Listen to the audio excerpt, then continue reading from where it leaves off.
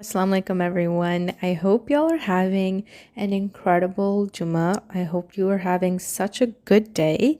I was thinking about something this week and I was like, this is about to turn to a mini message. So here we are.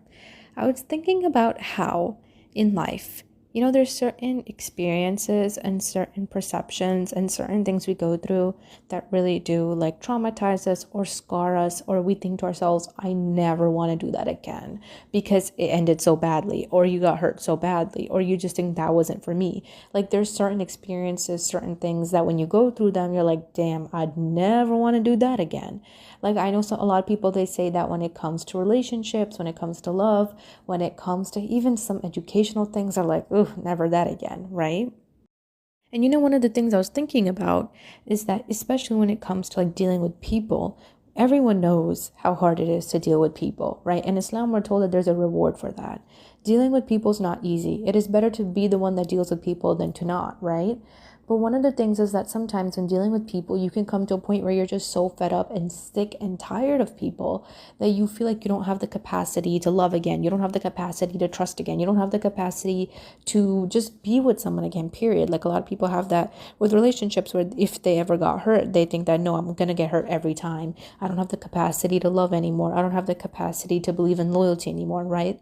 I know that I've struggled with it at different points of my life with a lot of different things, not just people. But one of the things that I really believe in, and something that even my therapist told me like a week ago, which I believe in very firmly, she said to me, anything you do that is not thinking about those anxious, overthinking thoughts is productive.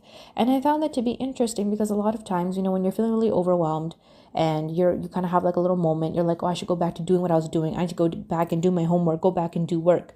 But really, all you want to do deep inside is just kind of paint, take a walk, like kind of just think it out, kind of just like have something else to do to calm yourself down. But a lot of times people are like, no, I don't want to do that because it's not productive. Anything you do is more productive than just sitting there and dwelling on those anxious thoughts, anything. So if to deal with those anxious thoughts, like you want to just go on a walk for an hour because you feel like that's what's going to help stop it, go do it. Like anything is more productive than falling into that thought pattern. And as we were talking about healing initially, I feel like this is really important because people think that all the healing happens in their bedroom at night, reading motivational quotes and books and stuff like that. No. I feel like a big part of healing is, yes, like acknowledging it happened, moving on, accepting what is, but also understanding that I'm allowed to have these same experiences again. I don't have to let my past experiences stop me. Like, for example, with love. Like a lot of people, they get heartbroken. They're like, damn, I'm never going to do that again. Like that sucked. That was the worst, year of my life. I can't believe I found love. I'm never trusting anyone again. And let's say you really healed and moved on from it. And now you find someone and they're amazing. They're the bag of chips. They're everything. And you're just like, wow, this person's incredible. But you just push them away because you're like, I don't know how I feel about all that right now. And it's valid, like we all feel that at times, but you have to remember that you cannot allow these past experiences to hinder you from moving forward. Not all healing happens in your bed. You watching motivational videos telling yourself it's going to be okay. No, some healing happens with exposure. You get back out there. You get back out there. You go through life again. The difference between you before you healed and you after you healed is someone who's a lot more wiser, a lot more reasonable, and a lot more educated. So now when you get back out there in the world and, you come across people who might try to hurt you, people who might try to manipulate you, people who might try to, be disloyal to you, the difference is that now you're a lot more wiser, you're a lot more smarter, and you know how to handle it. That's the whole difference. And you have to remember that instead of dwelling on these anxious thoughts, these overthinking patterns, and falling back into the same realm.